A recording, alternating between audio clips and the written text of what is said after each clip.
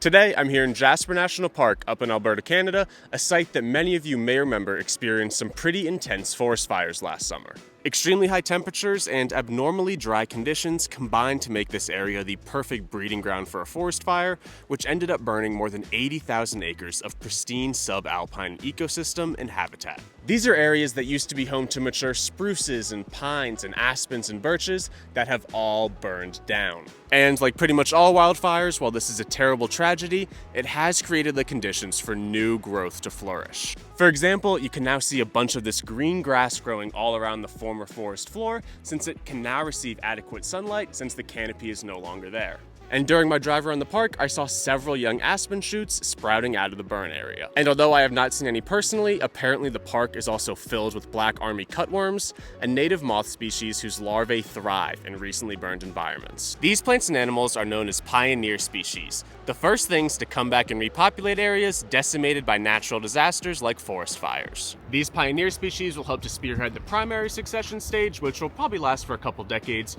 before different plants and animals begin to grow and take over this region during the secondary succession and more mature stages of forest growth. And although it will take well over 200 years for this forest to reach the maturity stage it was at prior to the fire, these forest fires are a necessary part of a healthy forest ecosystem.